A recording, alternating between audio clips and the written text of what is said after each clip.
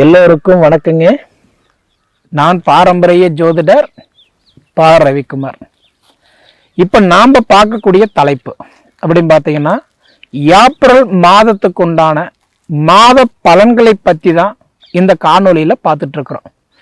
இந்த ஏப்ரல் மாதம் 14ஆம் தேதி அன்னைக்கு கரெக்டாக பார்த்தீங்க அப்படின்னா விசுவாவசு அப்படின்ற புது தமிழ் வருடம் பிறக்கப்படுது. அட்வான்ஸ் என்னுடைய வாழ்த்துக்கள். ஏன்னா இந்த குரோதி வருடத்திலேயாவது நம்ம கஷ்டம் முடியட்டும். ஏதோ விசுவாவசு வருடத்திலேயாவது நம்ம கஷ்டங்கள் விலகி நம்ம நல்லா இருப்போம்ன்ற ஒரு எதிர்பார்ப்பு நிறைய பேரோட மனசில் இருக்கதா செய்யுதுங்க. இப்படி இருக்கக்கூடிய காலகட்டத்தில் மகர ராசிக்கு இந்த ஏப்ரல் மாதம் எப்படி இருக்கும்? பொதுவாக பார்த்தீங்கன்னா மகர ராசிக்கும் கும்ப ராசிக்கும் அதிபதி யாருன்னு பார்த்தீங்கன்னா சனி பகவான். பொதுவாக சனி பகவானெல்லாம் நம்ம என்ன சொல்லுவோம் அப்படின்னா, தொழிலுக்காரகன், தொழிலுக்கு அதிபதி தான் இந்த சனி பகவான். பொதுவாக சனி பகவான் பொறுத்த வரைக்கும் எப்படின்னா, பார்க்கும் இடத்துக்கு மட்டும்தான் பலன் கொடுப்பார். இருக்கும் இடத்துக்கு 7.5 கூட்டி விட்டுருவார். படாத பாடுபட்டுருவீங்க.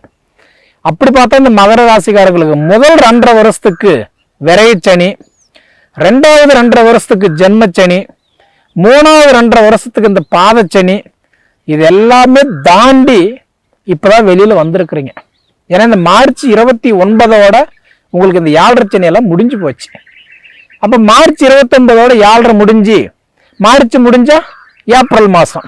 அந்த ஏப்ரல் மாதத்தினுடைய பலன்களை பற்றி தான் இப்போ பார்த்துட்டு இருக்கிறோம். அப்போ இந்த ஏப்ரல் மாதத்திலிருந்து பார்த்தீங்கன்னா இந்த 7.5 வருஷத்தில் பட்ட கஷ்டங்களுக்கு இப்போதான் சரியான ஒரு சொல்யூஷன் கிடைச்சிருக்குது உங்களுக்கு. சரிங்களா? அப்ப இதுக்கு மேல உங்களுடைய ராசிக்கு சொல்ல போனா ஒரு பொற்காலம். நிறைய யூடியூப்ல பார்த்துருப்பீங்க, ஃபேஸ்புக்கில் பார்த்துருப்பீங்க, இன்ஸ்டாகிராம்ல பார்த்துருப்பீங்க. மகர பொதுவாக சொல்லுவாங்க, உங்க ராசிக்கு கோடீஸ்வர யோகம் உண்டு, மாடி மேல மாடி கட்டக்கூடிய யோகம் உண்டு, அப்படி இருக்க போறீங்க, இப்படி இருக்க போறீங்க. நிறைய பேர் நீங்க கேட்டிருப்பீங்க, எங்கெங்க நீங்க சொல்றீங்க, எங்கெங்க நடக்குது அப்படின்லாம் கேள்விப்பட்டிருப்பீங்க. உண்மையாலுமே இப்ப நடக்க போகுது மகர ராசிக்காரங்களுக்கு. ஏன் சொல்ற அப்படின்னா, மகர ராசிக்காரங்களுக்கு வந்து பார்த்தீங்கன்னா இப்போ தைரிய வீரிய சனியா வராரு. ஒரு மனிதனுக்கு தைரிய சனியா உங்களுக்கு வராரு. இப்ப வந்திருக்கிறாரு. சகாய சனின்னு சொல்லுவாங்க. அப்ப அந்த சகாய சனியா வந்தக்கூடிய நேரம் 95% உங்களுக்கு பண வரவு கிடைக்க போகுது. கிட்டத்தட்ட பார்த்தீங்கன்னா இதுக்கு மேல இன்னும் 2.5 வருட காலத்துக்கு பார்த்தீங்கன்னா உங்களுக்கு சகாய சனி, அதாவது தைரிய சனியா இருக்க போறாரு. நீங்க எதிர்பார்த்த உடைய பலன்களை நீங்க அனுபவிக்க போறீங்க. கண்டிப்பா நடக்க போகுது. அடுத்தது இந்த 2.5 வருஷம் முடிகிறதுக்குள்ளார பண வரவு. நீங்க லோன் அப்ளை பண்ணிருக்கிறோம், எனக்கு வருமா? என்னுடைய சொத்து பிரிக்க முடியாத பிரச்சனையில இருக்கு, அது எனக்கு கிடைக்குமா? என் மனைவி என் குடும்பம் பிரிஞ்சிருக்கிறாங்க, சேருவாங்களா? என் சொந்த பந்தம் என்னை சுத்தி இருக்கக்கூடிய ஜாதி ஜனங்கள் எனக்கு பகையா இருக்கிறாங்க, விரோதியா இருக்கிறாங்க, அவங்களால எனக்கு நற்பலன்கள் கிடைக்குமா? இதுக்கு மேல உங்களுடைய வாழ்க்கை ஸ்மூத்தா ஹேண்டில் பண்ண போறீங்க. பழக்கம் இல்லாத பாதையில இந்த 7.5 வருஷமா பயணம் பண்ணி கரடு முரடு காடு மேடு கல்லு முள்ளு ரொம்ப சிரமப்பட்டு பயணம் பண்ணனவங்களுக்கு பழக்கப்பட்ட பாதையில, அதாவது ஹைவேல பயணம் பண்ணக்கூடிய அளவுக்கு உங்களுடைய பயணம் ஸ்மூத்தா இனிமையா இருக்க போகுது. இதுக்கு மேல இது கண்டிப்பா இப்ப உங்களுக்கு நான் சொல்லும் போது கண்டிப்பா கொஞ்சம் சிரிப்பா தான் இருக்கும். ஏன்னா இப்பதானே அந்த கஷ்டத்துல இருந்து வெளியில இன்னும் முழுமையா கூட வரல. ஏன்னா 29ஆம் தேதி தான் இந்த சனி பெயர்ச்சானாரு. கிட்டத்தட்ட ஒரு 2 நாள் தான் ஆகுது. அதனால உங்களுக்கு சிரிப்பா தான் இருக்கும். ஆனா கண்டிப்பா உங்களுக்கு அது நாள் போக பார்த்தீங்க அப்படின்னா உங்களுக்கு அருமையா இருக்க போகுது. எனக்கு மகர ராசி தாங்க. நானும் ஒவ்வொரு நாள் எதிர்பார்த்துட்டு இருந்தது தான். இது நம்ம இல்லைன்னு சொல்ல முடியாது. மகர ராசிக்காரங்களுக்கு உங்களோட வாழ்க்கை தரம் உயர போகுது. உங்களுக்கு உங்களை கைவிட்டு போன, உங்களுக்கு இழந்த கெட்ட பேர் வாங்கிக்கிட்டு சுத்தி இருக்கிறவங்களோட மான பங்கம், சிரமம், கஷ்டம், கடன், தொந்தரவு, குழப்பத்துல இருந்த மகர ராசிக்காரங்களோட வாழ்க்கை உங்களுக்கு மாறப்போகுது. நிச்சயமா இதை நீங்க அனுபவிச்சு பார்த்து சொல்லுங்க. அப்போ உங்களுடைய ராசிக்கு பாத்தீங்கன்னா இதுக்கு மேலன்றது உங்களுடைய வாழ்க்கை இது மாறப்போகுது. காரணம் என்னன்னா, இந்த ஏப்ரல் மாதம் 2ஆம் தேதி அன்னைக்கு பாத்தீங்கன்னா முதல்ல பாத்தீங்கன்னா செவ்வாயுடைய பெயர்ச்சி ஆக போறாரு. அதாவது மிதுன ராசியில் இருக்கக்கூடிய செவ்வாய் பகவான் அடுத்தது கடக ராசிக்கு போறாரு. அப்ப உங்களுக்கு 4வது பாவகத்துக்கும் 11வது லாபஸ்தானத்துக்கு அதிபதியான இந்த செவ்வாய் பகவான் வந்து பாத்தீங்கன்னா 6ஆம் இடத்துல இருந்து 7ஆம் இடத்துக்கு போகக்கூடிய செவ்வாய் பகவான், அதாவது கலஸ்தரஸ்தானத்துல போய் செவ்வாய் பகவான் உட்காரும் போது கண்டிப்பா, ஏன்னா அந்த இடத்துல போய் நீச்சம் அடைகிறாரு. அப்ப நீச்சம் அடைஞ்ச கிரகம் வேலை செய்யாதுன்றது ஜோதிட சாஸ்திரம் தான், இது நம்ம மறுக்க முடியாது. ஆனா அதே காலகட்டத்தில் பாத்தீங்கன்னா இந்த உடைய ஏப்ரல் மாசத்துல 7ஆம் தேதி அன்னைக்கு புதன் வக்ர நிவர்த்தி அடைகிறாரு. அதே மாதிரி 13ஆம் தேதி அன்னைக்கு சுக்கிர பகவான் வந்து வக்ர நிவர்த்தி அடைகிறாரு. இந்த 2 காலகட்டமும் 7ஆம் இடத்துல உட்காரக்கூடிய செவ்வாய் பகவான் உங்களுக்கு மாங்கல்ய ஸ்தானத்துல உட்காரும் போது உங்களுக்கு திருமண யோகம் நல்லா இருக்கும். சரிங்களா? அடுத்தது பாத்தீங்க அப்படின்னா உங்களுக்கு இந்த மாசம்ன்றது 14ஆம் தேதி. இன்னைக்கு வந்து பார்க்கும்போது நமக்கு தமிழ் புது வருட பிறப்பு பிறக்குது இல்லைங்களா? அப்ப பங்குனி மாசம் முடிஞ்சு சித்திரை மாசம் வரும்போது அப்ப வந்து மீன ராசியில் இருக்கக்கூடிய சூரிய பகவான் வந்து பாத்தீங்க அப்படின்னா மேச ராசிக்கு வராரு.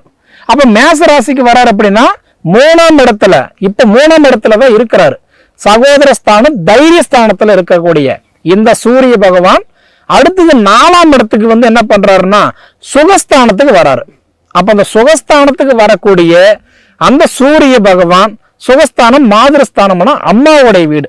அப்ப இதுக்கு முன்னாடி அம்மானால உங்களுக்கு சில சங்கடங்கள் கொடுத்திருந்தாலோ, அல்லது மனைவினால உங்களுக்கு பல பிரச்சனைகள் கொடுத்திருந்தாலோ, இல்ல உங்க பிள்ளைகளால உங்களுக்கு தொந்தரவு இருந்திருந்தாலோ, இல்ல கருத்து வேறுபாடுனால பிரிஞ்சிருந்தாலோ, இதை எல்லாமே மாறக்கூடிய ஒரு தருணம் உங்களுக்கு மாறப்போகுது. ஏன்னா சூரிய பகவான் மாத கிரகன்னு சொல்லக்கூடிய நெருப்பு ராசின்னு சொல்லக்கூடிய சூரிய பகவான் 3ஆம் இடத்துல சகோதர ஸ்தானம் தைரிய ஸ்தானத்திலிருந்து 4ஆம் இட சுகஸ்தானத்துல போய் உட்காரக்கூடிய காலகட்டம் கிட்டத்தட்ட இந்த ஏப்ரல் 14ஆம் தேதிக்கு மேல பாத்தீங்கன்னா உங்களோட வாழ்க்கை நல்லா இருக்கும், உங்களோட வாழ்வாதாரம் உங்களுக்கு நல்லா இருக்கும். சரிங்களா? இதுல நம்ம பெருசா பார்க்க வேண்டிய விஷயம் என்னன்னா, புதன் பகவானும் சுக்கிர பகவானும் ராகு பகவானும் சூரிய பகவானும் அவர் கூட போய் சனி பகவானும் இந்த 5 கிரகங்களும் போய் மீன ராசியில உக்காந்து அந்த 5 கிரகங்களும் பார்க்கும்போது 2 கிரகங்கள் வக்கரம் அடைஞ்சிருந்தாரு. அதனால பாத்தீங்கன்னா மகர ராசிக்காரங்களுக்கு நிறைய ஒரு பிரச்சனை இருந்துகிட்டு தான் இருந்தது. ஏன்னா உங்களுக்கு 3ஆம் இடம் இல்லைங்களா, தைரியஸ்தானம் இல்லையா? அப்ப தைரியஸ்தானத்துல அந்த 5 கிரகங்கள் உட்கார்ந்தும் போது பாண்டவர்கள் மாதிரி 5 கிரகங்கள் உட்கார்ந்து இருக்கும் போது அதுல சுக்கிரனும் வக்கரம் அடைஞ்சிட்டான், புதன் பகவானும் வக்கரம் அடைஞ்சிட்டாரு. அப்ப அந்த 2 கிரகமும் இப்ப வக்கர நிவர்த்தி அடைய போறாரு. 7ஆம் தேதி புதன் பகவானும் 13ஆம் தேதின்றது சுக்கிர பகவானும் வக்கரம் நிவர்த்தி அடையும் போது கண்டிப்பா உங்களோட வாழ்க்கை, உங்களுடைய வாழ்வாதாரம் கண்டிப்பா உங்களுக்கு மாற போகுதுன்றதுல மாற்று கருத்து இல்லை. மொத்தத்துல பாத்தீங்க அப்படின்னா இதுக்கு முன்னாடி எப்படியோ, ஏன்னா மகர ராசிக்காரர்களுக்கெல்லாம் ஒரே ஒரு கேள்விதான், எப்ப கஞ்சி குடிச்சா நிம்மதியா குடிப்போம், தொழில் மாற்றம் எப்ப நடக்கும், எனக்குன்னு சொந்த மண்ணு மனை என்னைக்கு கட்டி உட்காருவேன், நான் 4 பேர்த்துக்கு முன்னாடி என்னைக்கு கண்ணியமா ஒரு கௌரவமா வாழக்கூடிய எனக்கு ஒரு பொசிஷன் கிடைக்கும், இதுதான் உங்களோட கேள்வி. ஆனா இப்படி இருக்கும்போது இதுல நம்ம முக்கியமா நம்ம பார்க்க வேண்டிய விஷயம் என்ன அப்படின்னா, குரு பகவான் இப்ப உங்களுக்கு 5ஆம் இடத்துல இருக்கிறாரு. 5ஆம் இடம்ன்றது பாத்தீங்கன்னா பூரி புண்ணிய ஸ்தானத்துல இருக்கிறாரு. அருமையான ஒரு வாய்ப்பு. பூரி புண்ணியத்துல உட்காரும் போது புத்திரஸ்தானத்தை பார்க்கிறாரு 5ஆம் இடத்துல இருந்து. அதனால பாத்தீங்கன்னா மகர ராசிக்காரங்களுக்கு கிட்டத்தட்ட மே மாசம் 14 தேதிக்குள்ளார குழந்தை பாக்கியம் இல்லாதவங்களுக்கு குழந்தை செல்வத்தை கொடுக்கக்கூடிய இடத்துல உங்க ராசி நாதரன் இருக்கிறாரு, அதாவது குரு பகவான் இருக்கிறாரு. அப்ப பாத்தீங்க அப்படின்னா குரு பகவான் 3ஆம் இடம் சகோதரஸ்தானம் தைரியஸ்தானத்துக்கும் 12ஆம் இடம் விரயஸ்தானத்துக்கும் அதிபதி தான் இந்த குரு பகவான். அப்போ உங்களுக்கு 5ஆம் இடத்துல உட்கார்ந்து இருக்கிறதுனால புத்திர செல்வங்கள் பெருகிறதுக்கும் வாய்ப்பு உண்டு. 2வதுன்றது மகர ராசிக்காரங்களுக்கு இதுக்கு முன்னாடின்றது எங்க எப்ப பார்த்தாலும் கிணறு வெட்ட வேண்டாம், போர்டு போட வேண்டாம், காரு வாங்க வேண்டாம், வண்டி வாங்க வேண்டாம், அது பண்ண வேண்டாம், இது பண்ண வேண்டாம், 1008 தடை போட்டிருந்தாலும் இந்த மார்ச் 29ஓட உங்களுக்கு பிடிச்ச இந்த 7.5 சனி முடிஞ்சு போச்சு பாத்தீங்களா. அதனால இதுக்கு மேல நீங்க எது செய்யற மாதிரி இருந்தாலும் தாராளமா செய்யலாம், நீங்க யோசிக்கவே வேண்டியதில்லை. உங்க சுய ஜாதகத்தை மட்டும் பார்த்து, அதாவது என்ன பண்ணனா அந்த காரியம் நல்லா டிராவல் ஆகும், அதாவது நல்லபடியா முடியும் அப்படின்றத பார்த்து, திசா புத்தி நல்லா இருக்குதா, கோச்சாரங்கள் நல்லா இருக்குதா, அது பார்த்து அதுக்கு தகுந்த மாதிரி நீங்க போனீங்கன்னா உங்க லைஃப் நிச்சயமா சொல்றேன் பிரகாசமா இருக்கும். இதுல எந்த காரணத்தை கொண்டு மாற்றம் இல்லை. சரிங்களா? சரி நேயர்களே, உங்க பொன்னான நேரத்தை ஒதுக்கி இவ்வளவு நேரம் என்னோட காணொலி நீங்கள் முழுமையாக பார்த்ததுக்கு மனசுல இருந்து கேட்டுக்கிறேனுங்க. நன்றி.